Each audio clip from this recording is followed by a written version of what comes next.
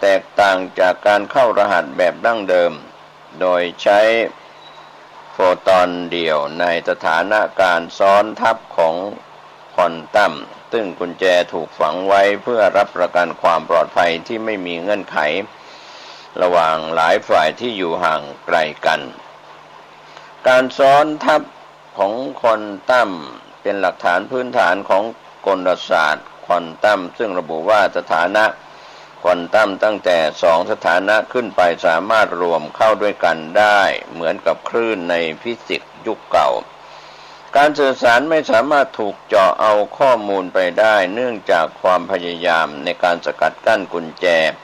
จะทราบทันทีทั้งต่อผู้ส่งและผู้รับที่กำหนดไว้นายจางหลูทงวิศวกรจากควอนตัมซีเทคกล่าวตอนหนึ่งว่าผู้ใช้งานเริ่มบทสนทนาที่มีการรักษาความปลอดภัยด้วยควอนตัมกุญแจรับจะถูกสร้างขึ้นแบบสุ่มเพื่อยืนยันตัวตนของเขาหรือเธอโดยหลังจากการตรวจสอบแล้วเครือข่ายของควอนตัมจะสร้างกุญแจแบบเรียลไทม์ขึ้นใหม่เพื่อใช้เข้ารหัสข้อมูลเสียงจางระบุว่ากุญแจดังกล่าวถูกสร้างขึ้นแบบสุ่มซึ่งยากที่จะถอดรหัสและถูกลบทิ้งทันทีหลังจากการโทรอันหนึ่งการบริการนี้สามารถใช้ได้เมื่อทั้งผู้ส่งและผู้รับใช้โทรศัพท์ที่อยู่บนพื้นฐานของควอนตัมก็เป็นที่มาของสำนักข่าวซินหัวจากจีนนะครับก็เป็นข่าวต่างประเทศที่ทางผู้จัดการออนไลน์รายงานเปิดตัวของจีนสมาร์ทโฟนควอนตัมชูจุดเด่นแฮกไม่ได้นะครับก็ข่าวคืบหน้าจะได้รายงานเพิ่มเติมเรื่องนี้กันเข้ามาถือว่าเป็นเทคโนโลยีที่ทันสมัยที่จีนคิดได้ค้นคว้าได้ข่าวต่อเนื่องของจีนที่ผู้จัดการได้รายงานกันเข้ามาว่าจีนอวดยารักษาโควิด -19 ขับเชื้อเกลี้ยงร่างกายใน8วัน20 พฤษภาคมที่ผ่านมาก็แฟ้มภาพข่าวและข่าวของสินหัวพยาบาลจัดเตรียมยาสำหรับผู้ป่วยที่ศูนย์ฉุกเฉินประจำโรงพยาบาลแห่งหนึ่งในนครเซี่ยงไฮ้ทางตะวันออกของจีนเมื่อวันที่1 เมษายน 2022 ก็เป็นภาพข่าวโดยข่าวคืบหน้าได้กล่าวถึงคณะนักวิทยาศาสตร์พบว่า VV116 ยานิวคลีโอไซด์ต้านโรคโควิด -19 ชนิดรับประทานของจีนสามารถลดระยะเวลาการขับเชื้อไวรัสลง 2-3 วันระหว่างการรักษาผู้ป่วยที่ติดเชื้อไวรัสชนิดกลายพันธุ์สายพันธุ์โอมิครอนข่าวคืบหน้าได้ระบุว่าคณะนักวิจัยจากมหาวิทยาลัยฟูตันดำเนินการศึกษาเพื่อประเมินความปลอดภัยและประสิทธิภาพของยา VV116 ในผู้ป่วย136รายที่เข้ารักษาตัวในโรงพยาบาลจากการติดเชื้อไวรัสสายพันธุ์โอมิครอนตั้งแต่8 ถึง 24 มีนาคมที่ผ่านมาการศึกษามีความคืบหน้าเผยแพร่ในวารสาร Emerging Microbes and Infectionได้กล่าวไว้เมื่อวันพุธที่ 18 พฤษภาคมที่ผ่านมาว่าบรรดาผู้เข้าร่วมที่ได้รับการรักษาพยาบาลตามมาตรฐานแบ่งเป็นผู้ป่วยที่ได้รับยา VV116 จำนวน60รายขณะ76รายไม่ได้รับยาดังกล่าวนักวิจัยได้พบว่ากลุ่มผู้ป่วยที่ได้รับยา VV116 ภายใน5วันหลังจากนั้นก็มีผลทดสอบเป็นบวกครั้งแรกมีระยะเวลาขับเคลื่อนไวรัสเฉลี่ย 8.65 ขออภัยไวรัสเฉลี่ย 8.56 วันส่วนกลุ่มควบคุมมีเวลาขับเชื้อไวรัสเฉลี่ย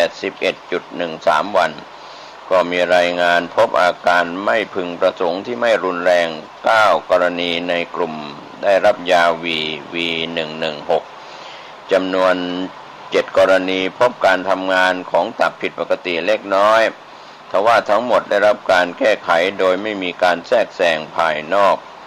ยา VV116 เป็นยาต้านโรคโควิด -19 ชนิดรับประทานที่ปลอดภัย และมีประสิทธิภาพโดยแสดงศักยภาพที่ดีในการรักษาการติดเชื้อไวรัสสายพันธุ์โอมิครอนระยะแรกเริ่มยาข้างต้นถูกนำมาทดลองใช้ในผู้ป่วยโรคโควิด -19 อาการปานกลางและรุนแรงทั่วโลกหลังจากได้รับการพิสูจน์ว่าปลอดภัยและทนต่อผลข้างเคียงได้ดีในการทดสอบกับกลุ่มคนสุขภาพดีผู้พัฒนายาดังกล่าวมาจากหลายสถาบันในสังกัดสถาบันบัณฑิตวิทยาศาสตร์ของจีนรวมถึงบริษัทเซี่ยงไฮ้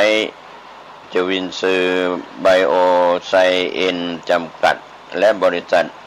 วีกอนวิต้าไรไซเอ็นจำกัดนะครับในเมืองซูโจวก็เป็นส่วนข่าวคืบหน้าจากสำนักข่าวซินหัวนะครับก็เป็นเรื่องราวที่ทางผู้จัดการออนไลน์ได้รายงานข่าวคืบหน้าว่าจีนสามารถรักษาโรคโควิด -19 ขับเชื้อเกลี้ยงร่างกายใน8 วันก็เป็นยารับประทานนะครับข่าวคืบหน้าจะได้รายงานข่าวเรื่องนี้เพื่อเป็นข้อมูลเรื่องของยาที่แก้ไขสถานการณ์โควิดไปทางด้านข่าวภูมิภาคเชียงรายจากทีมข่าวผู้จัดการออนไลน์ได้รายงานว่าตำรวจเชียงรายรวบคนพบพระคาแยกไฟแดงได้1ถึงล่าคนเวียงแก่นอีก1รวมขนยานรก4 ล้านเม็ดข่าวจากเชียงรายได้รายงานข่าวกันเข้ามาว่าตำรวจเชียงรายดักสกัดจับยาที่แยกไฟแดงกลางดึกรวบคนพบพระร่วมขนยาบ้าไม่ต่ำกว่า4 ล้านเม็ดพร้อมเร่งล่าชายชาวเวียงแก่นร่วมขบวนการอีกรายที่ร่วมรับงานขนลำเลียงภาพข่าวโดยทางทีมข่าวจากเชียงรายได้รายงานได้รับการชี้แจงจากพลตำรวจตรีชินวิทย์วิชัยธนภัทรผู้บังคับการตำรวจภูธรจังหวัดเชียงรายพันตำรวจเอกพงศวัสดิ์ชัยบานรองผู้บังคับการตำรวจภูธรจังหวัดเชียงรายได้มอบหมายให้พันตำรวจเอกรัตพลน้อยช่างคิดผู้กำกับการกกสสตำรวจภูธรจังหวัดเชียงรายพันตำรวจโทนรพัฒน์รักนารองผู้กำกับกกสสหัวหน้าชปสตำรวจภูธรจังหวัดเชียงรายพร้อมเจ้าหน้าที่เร่งขยายผลการจับกุมผู้ต้องหาพร้อมยาบ้ารถใหญ่4 ล้านเม็ดเมื่อกลางดึก19 พฤษภาคมที่ผ่านมาซึ่งยังมีผู้ต้องหาหลบหนีไปได้1 คนการจับกุมและยึดยาบ้าดังกล่าวมีขึ้นหลังจากเจ้าหน้าที่สืบทราบเมื่อ19 พฤษภาคมที่ผ่านมาว่าขบวนการค้ายาเสพติดจากยาบ้าจำนวนมากผ่านไปตามถนนสายเชียงรายถึงเทิงพื้นที่ตำบลท่าสายอำเภอเมืองเชียงรายเพื่อนำเข้าสู่ชั้นในของประเทศจึงสั่งการให้ทั้งหมดนำกำลังไปทำการสกัดกั้น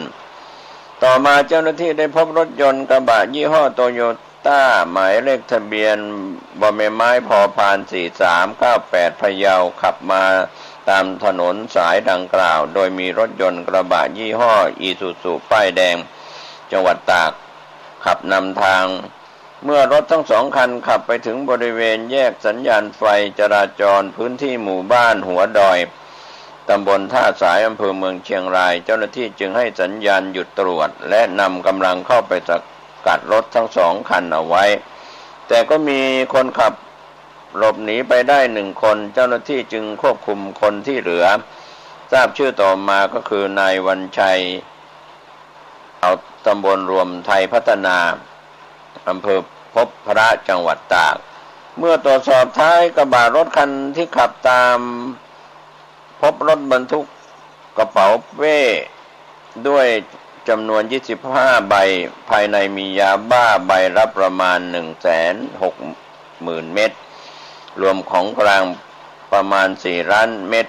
เจ้าหน้าที่จึงได้จับกุมนายวันชัยไปสอบสวนเพิ่มเติมและดำเนินคดีส่วนคนที่หลบหนีเจ้าหน้าที่สืบทราบแล้วว่าเป็นชาวตำบลม่วงยายอำเภอเวียงแก่นจังหวัดเชียงรายซึ่งอยู่ระหว่างขยายผลเพื่อติดตามจับกุมขบวนการขนยาเสพติดรายนี้ต่อไปนะครับก็ขอบคุณทีมข่าว ผู้จัดการออนไลน์จากส่วนภูมิภาคของจังหวัดเชียงรายตำรวจเชียงรายดักสกัดจับยานะครับที่แยกไฟแดงครับก็ถือว่ามีการขนยาบ้าไม่ต่ำกว่า4 ล้านเม็ดเร่งล่าชายชาวเวียงแก่นหลบหนีไปได้นะครับในการร่วมรับงานแล้วก็ขนลำเลียงข่าวคืบหน้าจะได้รายงานให้ท่านได้รับรู้รับทราบกันนะครับก็เป็นผลงานของตำรวจภูธรจังหวัดเชียงรายตำรวจภูธรภาค5นะครับก็จับยาบ้ารายใหญ่4 ล้านเม็ดข่าวภูมิภาคเรื่องของดินฟ้าอากาศของเชียงใหม่ผู้จัดการออนไลน์รายงานว่าดอยอินทนนท์ฝนถล่มวัดปริมาณน้ำฝนได้สูง200มิลลิเมตรเกิดน้ำหลากท่วมหลายหมู่บ้านประกาศเตือนภัย3 อำเภอ21 พฤษภาคม 2565ทีมข่าวผู้จัดการออนไลน์ได้รายงานในส่วนข่าวภูมิภาคของเชียงใหม่ว่าดอยอินทนนท์ฝนกระหน่ำหนักอย่างต่อเนื่องทั้งคืนปริมาณน้ำฝนวัดได้200มิลลิเมตรสูงที่สุดในรอบหลายปีส่งผลให้เกิดน้ำป่าไหลหลากลงมาในลำน้ำต่างๆล้นท่วมบ้านเรือนประชาชนในหลายหมู่บ้านของอำเภอจอมทองจังหวัดเชียงใหม่ขณะที่ส่วนอุทกวิทยาที่1ออกประกาศเตือนภัยให้กับประชาชนมีอำเภอฮอดแม่แจ่มจอมทองเตรียมรับมือน้ำหลากส่วนเช้าวันที่21 พฤษภาคมที่ผ่านมาอุทยานแห่งชาติดอยอินทนนท์อำเภอจอมทองจังหวัดเชียงใหม่แจ้งว่าในช่วงคืนที่ผ่านมามีฝนตกหนักอย่างต่อเนื่องปริมาณน้ำฝนที่บริเวณยอดดอยกิ่วแม่ปานและที่ทำการอุทยานแห่งชาติดอยอินทนนท์วัดได้สูงสุด200มิลลิเมตรส่งผลทำให้น้ำในน้ำตกทุกแห่งเพิ่มสูงขึ้นอย่างรวดเร็วโดยที่น้ำตกแม่กลางมีน้ำป่าไหลหลากแรงเบื้องต้นอุทยานแห่งชาติดอยอินทนนท์ได้ออกประกาศปิดเส้นทางศึกษาธรรมชาติ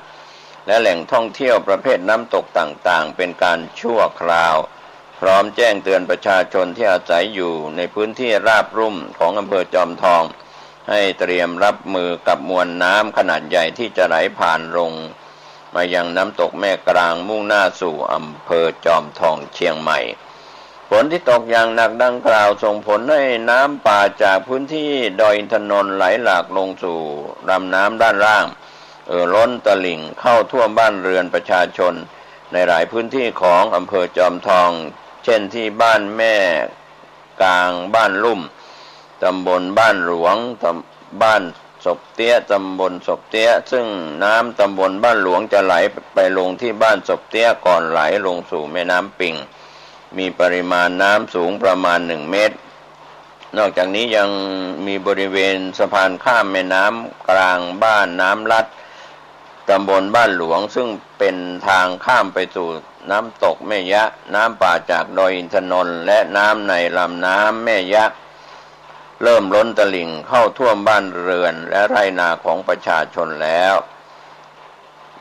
ส่วนทางอุทกวิทยาที่1เชียงใหม่สำนักงานทรัพยากรน้ำภาคที่1กรมทรัพยากรน้ำก็ได้ออกประกาศเตือนภัยให้กับประชาชนในอำเภอฮอดแม่แจ่มจอมทอง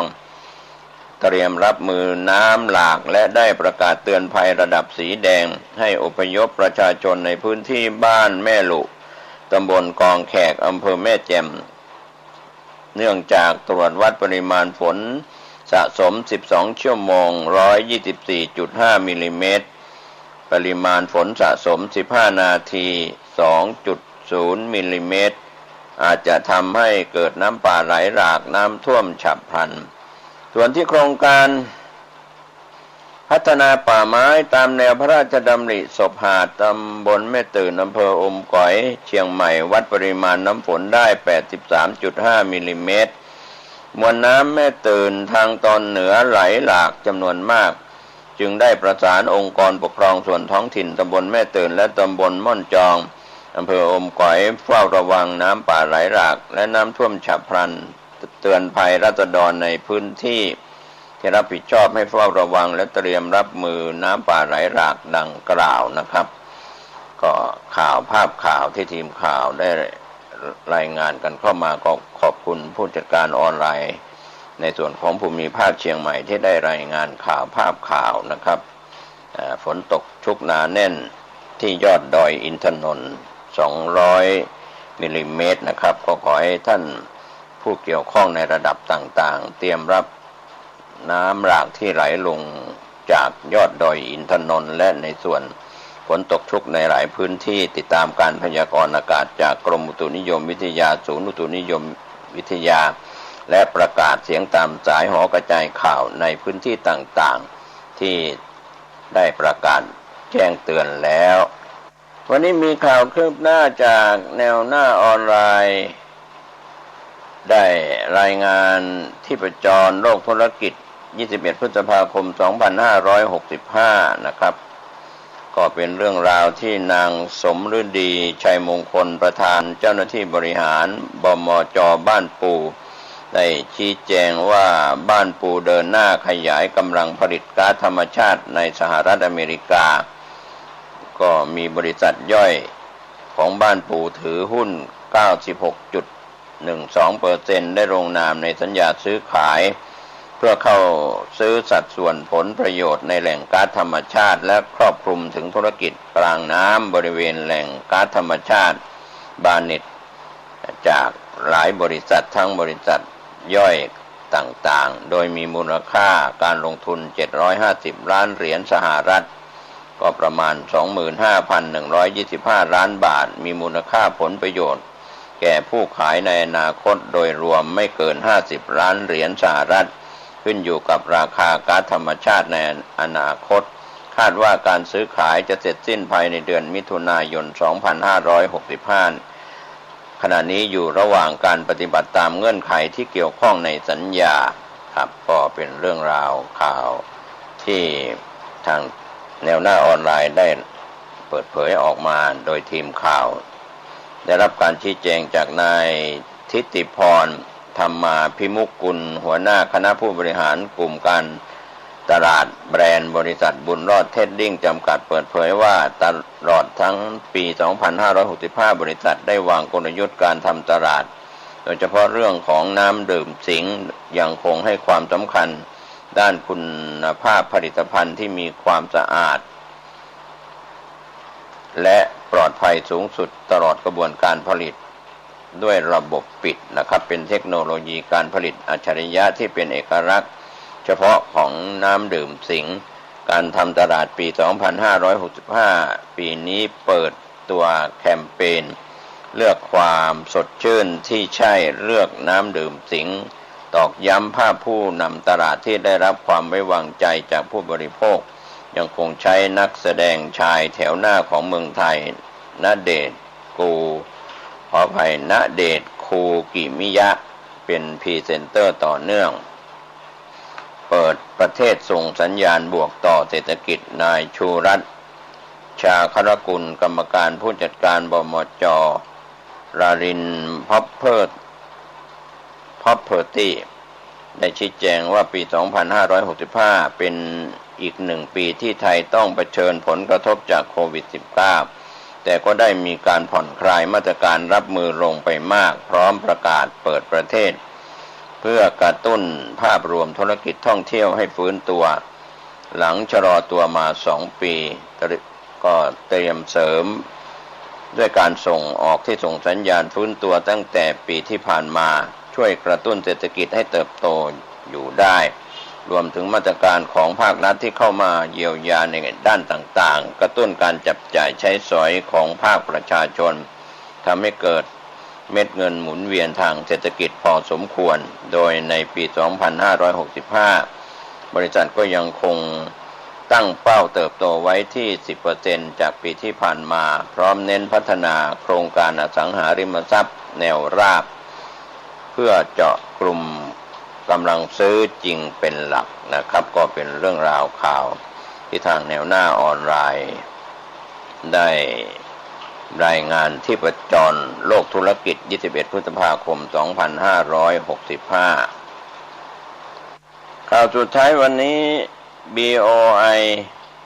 ก็เชิญร่วมสัมมนานะครับที่มีสาระสำคัญ ทีมข่าวจากพอทูเดย์ออนไลน์รายงาน BOI ขอเชิญร่วมสัมมนาออนไลน์สำนักงานเศรษฐกิจการลงทุน BOI ณนครแฟรงก์เฟิร์ตขอเชิญผู้สนใจเข้าร่วมงานสัมมนาออนไลน์25 พฤษภาคม 2565 เวลา 15 ถึง 16 นาฬิกา 40 นาทีตามเวลาในประเทศไทยก็สามารถลงทะเบียนได้นะครับก็เป็นหัวข้อข่าวของ Post Today ที่ได้รายงานว่า BOI ขอเชิญร่วมสัมมนาออนไลน์ครับก็ถือว่ามีกำหนดการจากสำนักงานเศรษฐกิจการลงทุน BOI ณนครแฟรงก์เฟิร์ตก็มีเรื่องสัมมนาออนไลน์ที่น่าสนใจนะครับในวันพุธที่ 25 พฤษภาคม 2565 ระหว่างเวลา 15 นาฬิกาถึง 16 นาฬิกา 40 นาที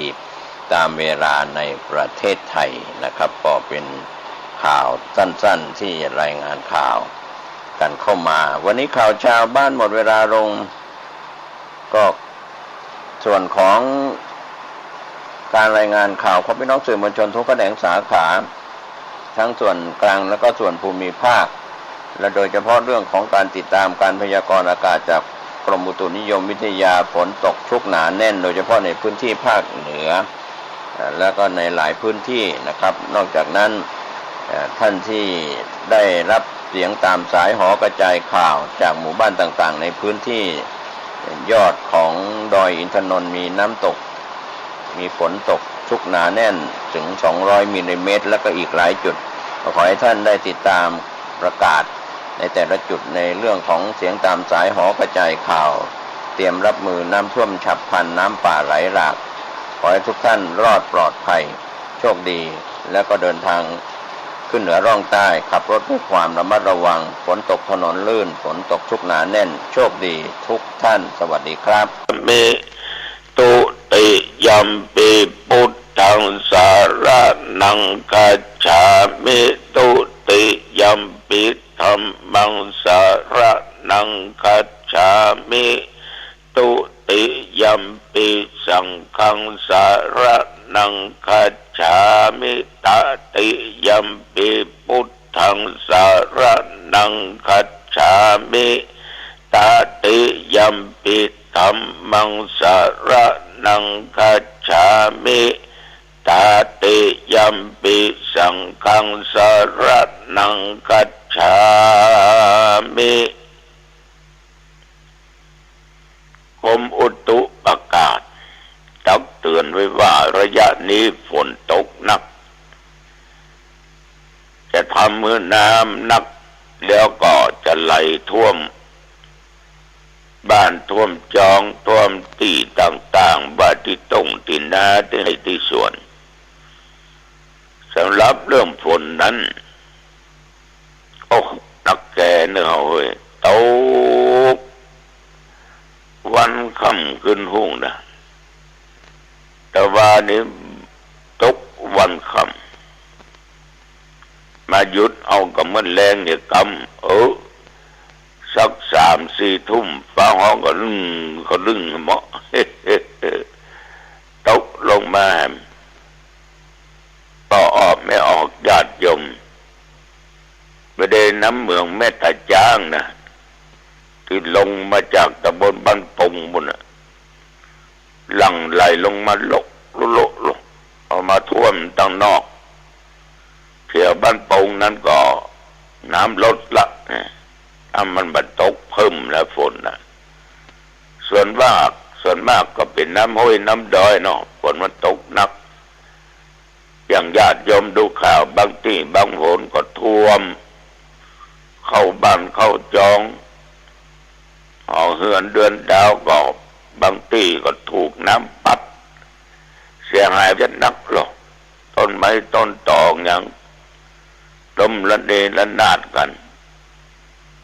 แต่อย่างเดียวระวังนะรถชนกันนักเฮ้ยคนตามมันมืดเนาะฉะนั้นไปไหนมาไหนก็ต้องบอกกันตลอดจะไปขาดสติ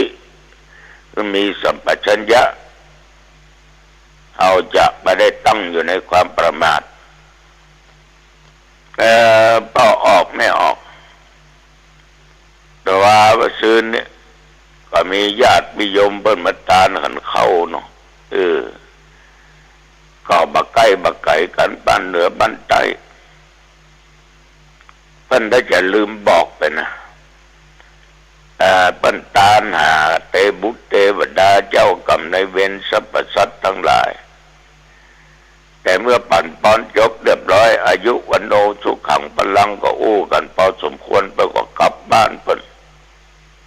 ฝนมันตกโลกเปิ้นก็เอารถเก่งมาแหละ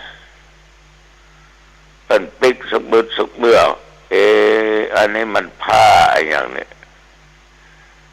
เป็นว่าเสื้อผ้าละอ่อนน้อยนะละอ่อนน้อยรองเท้าแหมกู้สีชมพูอีหลงเอามาเตะตัวเก่าใส่บัดได้ก็รองเท้าก็บัดได้เตี้ยวก็นุ่งบัดได้เสื้อก็ใจบัดได้คนเฮาก็ตานไปตามเจตนาของเปิ้นที่เปิ้นกึดเปิ้นคงจะฟันหันลูกเต้าเนาะที่จากไปฟันหันละเอ็ดละอ่อนมาขอขัวกินขัวตานขอเสื้อขอผ้าแล้วก็ตานปีนี้ได้2-3เดือนนะได้ชุดละอ่อนน้อยๆนี่นะบางทีก็ได้ผ้าอ้อมผ้าห่อตัวก็ออกไม่ออกคำว่าลูกเปิ้นที่เกิดมาแล้วก็ตายคำว่าอันก็แท้งนะก็จึงตานด้วยความแล้วอกแล้วใจม่วนอกม่วนใจถามว่าได้บุญก็ได้กับเจตนามันตกแล้วลงเจตนาในเบื้องต้นในท่ามกลางระหว่างที่ตานก็ตั้งอกตั้งใจอุทิศส่วนบุญกินบุญตานไปหาคนที่ตายตานแล้วก็มีความสุขอกสุขใจบาไหลใจคล้องบัดติดขัดได้ทั้งสิ้นเพิ่นได้บุญเต็มร้อยนะผู้เจ้าก็ได้เตี่ยวน้อยเสื้อน้อยสิ้นน้อยเกือบน้อยนุ่งมาได้แต่ว่าก็ต้องเอาตาลกับญาติโยมที่เพิ่นมีลูกมีเต้าน้อยๆนั่นน่ะที่เกิดใหม่นั่นนะก็ยังหายากอยู่นะชุดเขาแล้วก็เอาตาลไปละนะเป็นมาตาลของเขาก็ตัวเจ้าก็ถามว่าแถวบ้านนั้นใครเกิดใหม่ฮะแล้วก็บอกมีกะหลวงพ่อมีน้องนั้นคนก็เกิดแต่ว่าวันซื่นนี่ฝากผ้าเดี๋ยวเปิ้นตัวเนอะเปิ้นเอามาตานตุลุงนี่ตุลุงก็ขอตานต่อเนอะแสดงว่าเขาที่มาตานก่อนนั้นก็เลยได้บุญสองต่อเนาะพระเจ้าก็ได้บุญได้กุศลตัวเนี่ยอันนี้ก็เรื่องตานเปิ้นก็ตานไปตามที่เปิ้นกึดตามที่เปิ้นหูตามที่เปิ้นฝันตามที่เปิ้นคิดตามคนมาตักตายก็ตานสิ่งเหล่านี้ไปพระเจ้าหนุนตองไม่ขัดข้องหรือข้องขัดใดๆทั้งสิ้น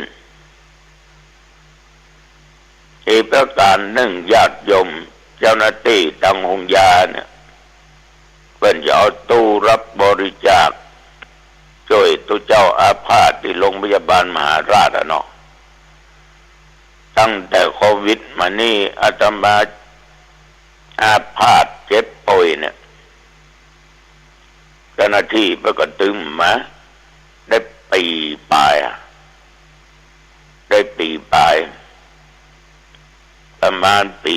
2-3 เดือนเนี่ยแล้วก็กลับมาแกะมาเปิดดูแต่ว่าวันซื่นก็ยังได้19,700 ปลายกว่า19,700 ปลายตู้สีน้ำตาลที่มีในห้องอาตมานั่นแหละคืออาตมาภาพเนี่ยโยมทั้งหลาย เวลาญาติโยมไปกินไปตานเขาเฮือผีตายกาทำบุญวันเกิดพ่องกาอาตมาก็จะเอาซองที่โยมใส่นะไปจมลงที่หั่นไปจมลงที่หั่นถ้ามันนักหนาพระบ้านก็แบ่งไว้ใจพ่องใส่ไปพ่องสะสมไปกำน้อยมันก็นักเขาเว้ยยังได้19,700ไปอย่าง19,700ต่อออกไปออกพอทำบุญต่อญาติโยมมาตานอาตมาภาพอาตมาก็ตานต่อไปนะนอกจากญาติโยมบอกว่าส่วนนี้เอาให้ตุลุงเด้อช่วยตุลุงแปลงหั่นแปลงนี่เด้ออันนั้นไปอย่างหนึ่งฉะนั้นการกินการตานเนี่ยมันก็ง่ายแล้วก็อาตมาภาพเอาไปใส่ในตู้บริจาคก็ช่วยทุกเจ้าเจ็บไข้ได้ป่วยเนาะอย่างอาตมาภาพเป็นคราวที่แล้วเนี่ยถ้าไปนอนห้องยาเอกชนเนี่ย500,000ก่อนย่ำได้ใจเพิ่นสักบาทเถอะย่ำได้ร่วมบริจาคเพิ่นสักบาทเถอะนะฉะนั้นญาติโยมก็ดีอกดีใจต้องขออนุโมทนาขอบใจต่อญาติต่อโยมบางท่านบางคนไปอันตู้บริจาคก็จำตามกำลัง20 บาท40 60 50 100 บาท200 บาทเป็นปันก็มีบางคนจำในหีบในตู้สีนะน้ำตาลนะที่ตั้งเจ้าหน้าที่โรงพยาบาลนั่นนะมันเอามาฝากไว้หลายที่บางที่แล้วมันเอามาฝากเนี่ยยกไปไว้ทางจอกทางแจงเนี่ยที่ชาวบ้านมาบอกหูบหันได้ยินเจ้าหน้าที่ฟังเนาะมันก็เลยมาได้ก็ได้มาห้ามดี200-300 700-800ปันตายเพราะมันมีที่ไว้เนาะตัวเจ้าพระเนรประกอบไปไว้ทางที่มันมีที่ไว้แต่ว่ามันคนบหันฉะนั้นก็หันว่าเป็นสิ่งที่สำคัญนะถ้าครูบาอาจารย์เจ้าได้ยินได้ฟังอย่างนี้ก็ถ้าเจ้าหน้าที่เขาเพิ่นเอาหีบสีน้ำตาลนะเพื่อรักษาวิสุไข้นั่นนะเอาไปวางที่ศรัทธาได้หูได้หันน้อยมันจะได้ช่วยกันปีไหนก็เพิ่นก็จะได้2-3 ล้าน4 ล้านแล้วแต่โอกาสเวลาจังหวัดเชียงใหม่ที่ได้นัก1วัดพระสิงห์2เชียงมั่นนะ3วัดเกต4วัดดอยสุเทพ5วัด7ยอด6วัดสวนดอก7วัดปันเต้านี่วันนี้ได้นับเอาเว้ยในเวียงนี้ส่วนมากจะได้นับเพราะว่าบางวัดเป็นที่ท่องเที่ยวบอกว่าคนไทยคนต่างชาติที่ไปชอบทำบุญทำทานเพื่อก็ถึงใส่นะบริจาคจตุปัจจัยอย่างพระสิงห์ก็นี่ปีนึงเพิ่นแบบแกะเพิ่นมาเปิดตู้ที่2 เตื้อ3 เตื้อก็มีตั้งใต้กับวัดพระธาตุสลีจอมตองนี่ก็รายการเป็นหมื่นเหมือนกันต่างจังหวัดก็ไปกว่าที่วัดใหญ่ๆโดยของโมจังหวัดแม่ฮ่องสอนนี่ก็พอได้เชียงรายเนาะลำปางเมืองแปร่ เมืองแปร่ก็ได้ฉะนั้นญาติโยมทั้งหลายการกระทำบุญก็สะสมไปกำน้อยบุญกินบุญทานที่เขาทำนั่นน่ะก็ไปเป็นกายุกกายากาบริการรักษาตัวเจ้าพระเนรที่ล้มป่วยหรืออาพาธไปรักษาที่โรงพยาบาลมหาราชเชียงใหม่ทุกปีบางครั้งมันก็มีการทอดพระป่าสตางค์มันก็ล่อยหลวมูลนิธิมันก็เหลือน้อยดอกเบี้ยมันก็ต่ำเนาะมันก็จำเป็นต้องช่วยกันไปอย่างนั้นนะอย่างใดก็ตามก็ขอฝากไว้กับพ่อออกแม่ออก เนอะฝากไว้เอาไปจอมติดตู้สีน้ำตาลรักษาภิกษุไข้ภิกษุอาพาธนะได้บุญ2 ต่อไล่จากอาตมาภาพเมื่อปอและยำปอพระเจ้าหนองตองก็เอาไปจอมหลวงหันตัวญาติโยมก็ได้บุญ2 ต่อแต่อย่าบุญกุศลนี้ส่วนหนึ่งเนอะกำจูอุ่นๆให้ตัวเจ้ารอดตายนะเพราะเวลาเราทำนั่นน่ะเอาทำด้วยจิตอันบริสุทธิ์ของเราบัดทำด้วยความโลภบัดทำด้วยความหลงบัดทำเพื่อหวังนั้นเพื่อหวังนี้ทำด้วยจิตใจบริสุทธิ์ของที่ได้มาก็บริสุทธิ์และไปใจในสิ่งที่ดีญาติโยมท่านผู้ฟังถ้ามาเกิดมันจะเป็นบุญกุศลต่อกูนะ อันนี้ก็ส่วนหนึ่งนะบุญใดกุศลใดที่เขาสร้างในญาติโยมมันต้องประสูญหายมันต้องหนีไปไหนก็สร้างไปเถอะเนอะตามโอกาสเวลาเนอะพอออกไม่ออกเนอะอีกประการหนึ่งแต่ว่านี่ก็ฝนตกก็ยังมีละเอียดละอ่อนมันเป็นวันเสาร์เนาะบุญฝนมาก็มาสนทนาธรรมะละอ่อนปั้นถ้ามีความสงสัยมันจะละอ่อนน้อยนะละอ่อนใหญ่ละเป็นหนุ่มเป็นสาวละมาโอ้เรื่องการมุสากล่าวเท็จว่าหลวงพ่อเอาอู้จาเนี่ยบางอย่างเขามีเจตนาจะไปจุไปหลอกเขาเนี่ยมันจะผิดก็เขามีเจตนาเขาก็เหมือนกับไปจุเพิ่นเหมือนกันมันจะผิดก็แต่ว่าก็เลยอู้กับละอ่อน2 คนเนาะว่าไอ้ลูกเอ้ยคำอู้คำจาใดที่มันเป็นจริงแต่มันมีโทษแก่คนที่อู้ก็ตามคำที่เขาอู้ออกไปนั่นน่ะเขาบอกมีความประสงค์ถึงเขาเชื่อตามนะมันมีความประสงค์เขาเชื่อตามอู้ไปอย่างนั้นนี่นะอันนี้เพื่อนก็บอกว่ามันก็บ่นับเข้าในข้อห้ามแห่งสิกขาหรือศีลข้อที่4คืออู้บ่ผิดศีลอู้บ่ผิดศีลเพราะเอามีเจตนาที่จะไปจุเขาไปว่าเขามันก็เหมือนกับพ่อกับแม่เนี่ยค่ะระวังดื้อท่านอันนะงูมีหันดื้อจะเก็บแมงป่องแล้วดื้อระวังดื้อบางเตื้อก็ใหญ่มันน้อยก็งูก็ลูกเต้าขี้กลัวผีบางทีเขาจะไปเอี่ยวหันเอี่ยวนี่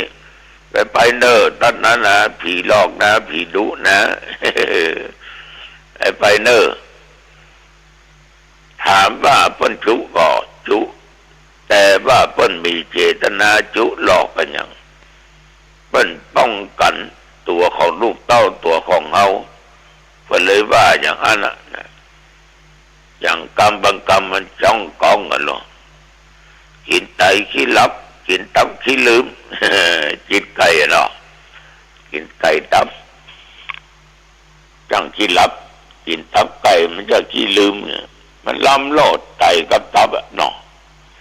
เป็นก็โอ้ไปอันน่ะ สูเป็นละอ่อนได้กินไตไม่ได้กินตับเป็นว่ากินไตขี้ลับกินตับขี้ละขี้ลืมมันเป็นคำจ้องกองกันถามโดยเจตนาเพิ่นมีก็มีก็ตึมได้ห้ามเพิ่นอย่าเอามาปั่นมาอย่างให้กินเราเป็นละอ่อนก็โกขี้ลับโกขี้ลืมก็ไม่ค่อยกินกันเนี่ยเนาะแต่จริงมันของลำหรอกก็อย่างที่เป็นคำอู้กันนะจ๊ะห่อนึ่งใดมีไตมีตับเอาเข็มกระลัดใส่2 ซี่ใส่2 หมายไว้ทำไมหมายไป พิ่นให้จำไปได้ว่า อันเนี้ยมันมีตับมีไตมีคนไหนนะที่มันซี่เดียวนั้นไม้กระลัดอันเดียวนั้นมันมีตับมีไตบางครั้งเมื่อเพิ่นหมายนั้นมันนึ่งสุกแล้วอันนี้อย่าไปวัดเอาไปตาเนื้อตุเจ้าวัดหนองตองเพิ่นมักตับ เพิ่นมักไตนะญาติโยมทั้งหลายบางครั้งเพิ่นก็หมายไว้ติ้งเพิ่นจะไปกินไปตานบางครั้งก็เอาไว้กินต้องก็ไม่ได้จุได้หลอกใครนะมันมีเจตนาที่มาจุมาหลอกฉะนั้นญาติโยมแต่ว่าก็เลยอู้หลายสิ่งหลายอย่างเราอ่อนสองคนได้ฟังกันแต่ถ้าสู่พระดาพ่อดาแม่ที่บาปขนาดนักเนิบบอกเนี่ยจุพ่อจุแม่ได้เป็นบาปเป็นกรรมเนิบจุตุลุงนี่ก็บาปเนิบบอกถ้ามีเจตนานะตุลุงเล่นเอาเลยเอาก็เลยบอกว่าถ้าว่ามีเจตนาเพียงแต่อู้ฟังบ่ได้แล้วก็คำอู้มีโทษมีตาอย่างมันก็เป็นอย่างเอียกะอู้กันไปอู้กันมาเวลาก็พอสมควรได้ยิงก็เลยจวนปอกใจไปเอาปิดไปเขาปิดก็ปั่นโจกปั่นใจเขาอย่างแล้วก็บอกว่าขอบใจเนอที่มาเสวนากับตุลุงนะมาอู้มาจามาสนทนากันเขาก็มีความสุขมีความสุขวันหน้าวันตาผมเขาจะปิกมานะครับได้ไม่มีปัญหาเนาะเขาอู้จามาดีเอาก็ม่วนอกม่วนใจฉะนั้นบางสิ่งบางอย่างคำอู้คำจานี่มันมีอย่างเดียวนะก่อนที่จะอู้นั่นนะขอคิดเสียก่อนนะก่อน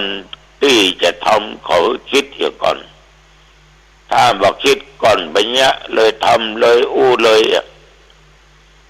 มันจะมีความคิดพลาดจะเป็นอันตรายจะเป็นโทษเป็นตาแก่ตัวเองฉะนั้น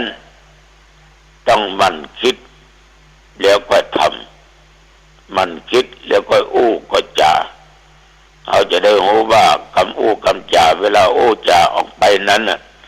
มันถูกต้องก็มันผิดก็ว่ามันถูกนี่ก็ขอฝากกับญาติกับโยมเอาละเนาะอันว่าเป็นเวลาพอสมควรในที่สุดก็ความผาสุกความเจริญจงบังเกิดแก่ญาติกับโยมท่านผู้ฟังทุกท่านทุกคนอายุวันโนสุขังปะหลังปกกัน